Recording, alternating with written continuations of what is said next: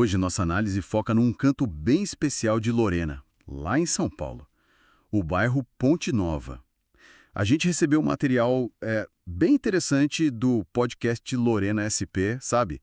Que descreve essa área como um pedaço do campo dentro da cidade. Isso. Nossa missão aqui é meio que desvendar o que torna a Ponte Nova tão particular, né? Vamos explorar essa mistura aí de vida rural com a conveniência urbana, sempre com base no que a gente leu nesse material. Ok, vamos pegar isso aí. Perfeito. E o material dá um panorama bem completo, olha, onde fica um pouquinho da história, né? Como é o dia a dia e até a situação do mercado imobiliário, os desafios de crescimento que estão rolando por lá. São elementos-chave, assim, para a gente captar a dinâmica local. Legal. Começando então pela localização. Fica na zona leste de Lorena, certo? Certo. E o acesso principal, pelo que o material diz, é a histórica Estrada Velha Lorena Piquete, uma via que, olha, parece que continua super importante, tanto para os moradores quanto para os produtores rurais da região. Exato. E o nome, né? Ponte Nova. Tem uma origem bem direta. O material conta que vem de uma ponte antiga sobre um rio ali perto. Um detalhe histórico interessante que eles resgataram. Ah, que curioso. E hoje a paisagem lá é dominada pelo verde, né? Muitas chácaras, propriedades rurais, aquela sensação de estar fora da cidade mesmo. É uma área que atrai muito quem busca essa conexão com a natureza, mas sem querer se isolar totalmente do centro urbano. Fica ali, né? Perto. Faz sentido. E falando em propriedades, o mercado imobiliário por lá parece que tá bem aquecido, segundo a fonte. É o que dizem, né? Eles mencionam desde chácaras de, sei lá, 1.000 metros quadrados até áreas enormes de 40 mil metros quadrados. Nossa, quanta diferença. Pois é. Usadas tanto para lazer quanto para cultivo, né? E os preços? Vão de 130 mil a mais de 1 milhão. Essa amplitude toda, o que será que isso nos diz sobre o bairro? É bem interessante observar isso. Ah, com certeza. Não é só sobre o tamanho, né? Essa variação tão grande nos tamanhos e nos valores, como o material sugere, ela aponta para uma diversidade de perfis, sabe? De moradores, de usos do solo. Mostra que tem um interesse crescente, claro, mas ao mesmo tempo levanta uma questão importante sobre o futuro, né? Será que a Ponte Nova está virando um refúgio mais exclusivo? Ou ainda consegue manter aquelas raízes mais tradicionais, talvez mais acessíveis? Fica essa dúvida. Boa questão. E a infraestrutura? Como fica? A Estrada Velha a gente já viu que é a espinha dorsal ali. Sim, Mas e o resto? Transporte público é mais limitado, né? O que é meio esperado para áreas assim mais rurais. sim, comum esse tipo de configuração. Mas a fonte indica que tem energia elétrica, serviços básicos e olha que interessante.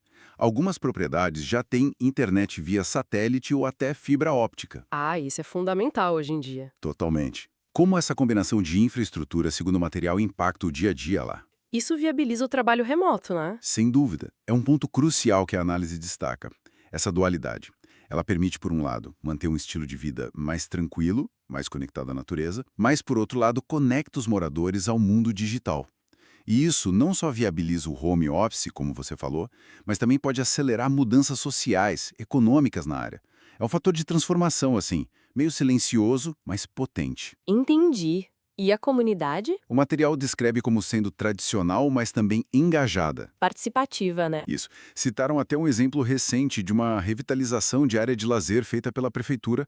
Parece que isso fortaleceu os laços por lá. Ah, com certeza. Iniciativas assim são fundamentais, né? Para reforçar esse senso de pertencimento, de comunidade.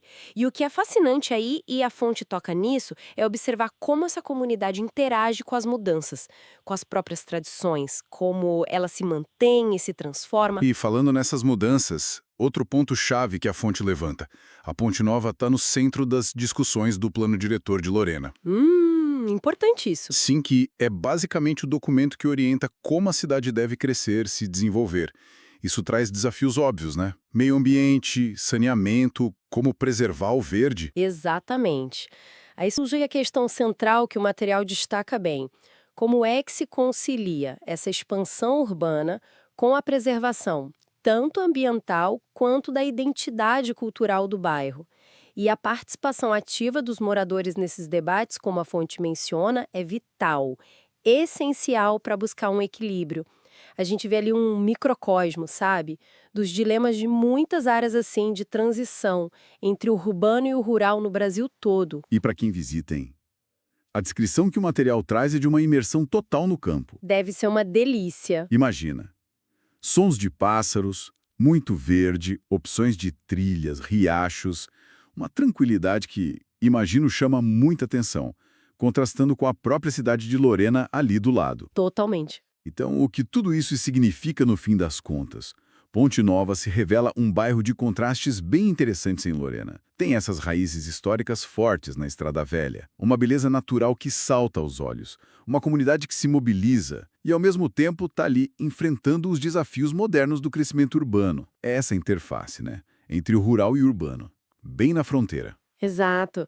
E isso nos deixa com uma reflexão importante que ecoa o que o material analisado propõe.